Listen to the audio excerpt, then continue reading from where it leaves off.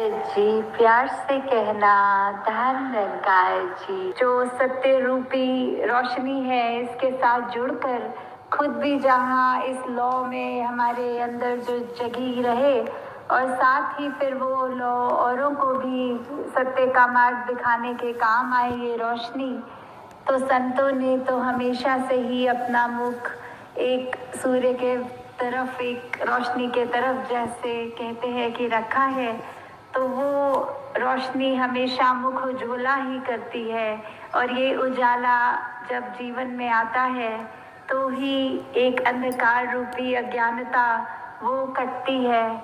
तो कैसे हमने ये बात भी समझनी है कि ये जब अगर उदाहरण लेते हैं एक कुरुक्षेत्र के मैदान का, जहाँ कृष्ण जी अर्जुन को ये विराट स्वरूप, ये ब्रह्म ज्ञान रूपी आंखें प्रदान करते हैं, तो दिया तो उस टाइम एक इंडिविजुअल अर्जुन को था, पर उसकी इम्पोर्टेंस कि ब्रह्म ज्ञान की क्या इम्पोर्टेंस है, वो इम्पोर्टेंस हर एक के लिए वो बात दर्शाती है। तो कैसे ये आत्मा का कल्याण तो तभी होना है जब अपने मूल को जान ले।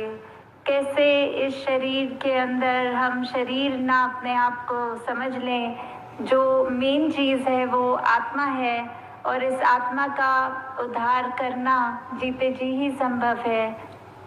तो मन में भी अगर हम ये सोच लें कि कैसे एक जीवन की यात्रा चलनी है, तो उसी के साथ बात ये भी आती है कि जीवन काल ने तो कभी ख़त्म भी हो जाना है, ये सांसों ने ठहर जाना है, क्योंकि जो परमार्थी होते हैं उनका काम डराने का नहीं होता, सिर्फ सच प्रकट करने का होता है।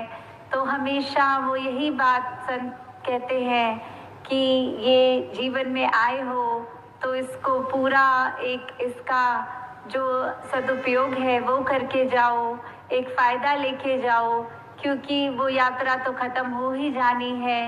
जैसे उदाहरण के तौर पे अगर या किसी ऐसी जगह में ट्रैवल कर रहे हों तो कितने भी सुंदर एक हमको व्यू मिले बाहर खिड़की से देखने में और बहुत ही आनंद आए, वो ठंडी हवा भी चेहरे पे आए और मज़ा बहुत आ रहा है, फिर भी एक हमारे पास ऑप्शन है कि ये ट्रेन इस स्थान से इस स्थान तक जानी है, और जो लास्ट स्टॉप है उसमें जितने भी पैसेंजर्स हैं उनको वो ट्रेन खाली करनी ही होती है। तो ऐसे ही हम ये नहीं मान सकते कि ये जो आनंद हम उस तरह माया रूप का, कि ये तो सच्चा आनंद नहीं है, इसने तो कभी ना कभी ख़त्म हो ही जाना है। तो एक सच्चे रूप में इस आनंद में रहें, और वो तब नहीं कोई उसकी ऐसे अगर हम उदाहरण लें कि एक जानवर जो दूध दे रहा है तो वो भी हर एक के लिए ही दूध दे रहा है, वो ये नहीं कर रहा कि किसी काले के लिए या किसी गोरे के लिए हो रहा है।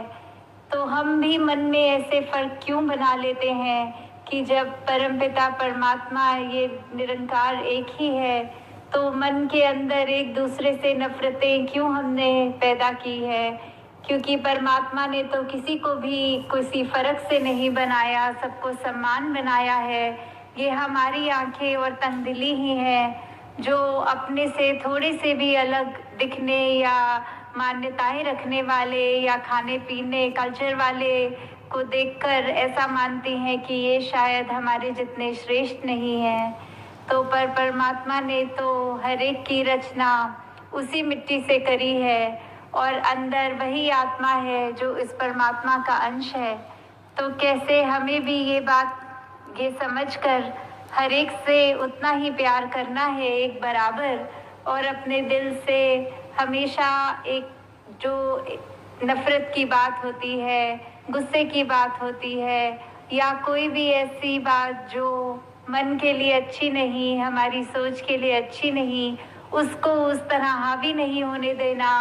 उस नेगेटिविटी को हमारे अगर सोच में आती भी है तो कैसे तुरंत ही वो नेगेटिविटी दूर करने का प्रयत्न करना है कि इससे पहले हमारा कोई एक्शन, कोई कार्य, कोई कर्म उस तरह हो जाए जो हमारी नेगेटिव सोच से इंस्पायर होकर करा जाए, क्योंकि हर पल जब ये याद रहता है कि ये परमात्मा ने तो सिर्फ हमें प्यार करने के लिए बनाया है, तो फिर ऐसे बात मन में घर करने के लिए स्थान अगर हम दे रहे हैं तो वो हमारी गलती जहाँ है, और उससे हम और किसी का नुकसान तो करें या ना करें पर स्वयं का ज़रूर कर लेते हैं कि जीवन में आए। और इसी के साथ दासी यही अरदास की हर एक को जहाँ तन मन धन सभी सुख मिले, साथ ही ये परमात्मा की ये बात कि हमारे जीवन में जो दिया उसका शुक्राना करते हुए हर पल आगे बीते। साथ संगत जी, धन निरंकार जी। साथ संगत जी प्यार से कहना धन निरंकार जी। साथ संगत जी, दासी आप जी के चरणों में एक कहानी रखने जा रही है। साथ संगत जी कृपा करना।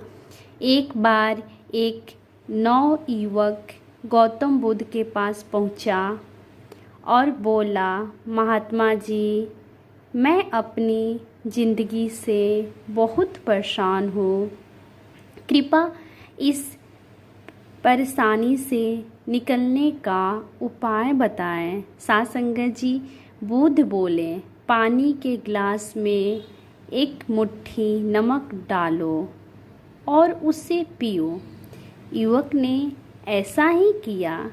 इसका स्वाद कैसा लगा? बुद्ध ने पूछा। साथ संगत जी, बहुत ही खराब, एकदम खरा, युवक थूकते हुए बोला।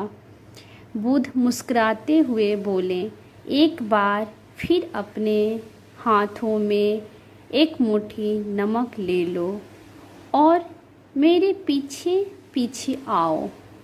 दोनों धीरे धीरे आगे बढ़ने लगे और थोड़ी दूर जाकर स्वच्छ पानी से बनी एक झील के सामने रुक गए। साथ संगत जी, चलो अब इस नमक को पानी में डालो, बुद्ध ने निर्देश दिया। युवक ने ऐसा ही किया। साथ संगत जी, अब इस झील का पानी पियो, बुद्ध बोले। युवक पानी पीने लगा। एक बार फिर बुद्ध ने पूछा, बताओ इसका स्वाद कैसा है? क्या अभी भी तुम्हें ये खारा लग रहा है? साथ संगत जी, नहीं, ये तो मीठा है, बहुत अच्छा है, युवक बोला। बुद्ध युवक के बगल में बैठ गए और उसका हाथ थामते हुए बोले, जीवन के दुख बिल्कुल नमक की तरह है।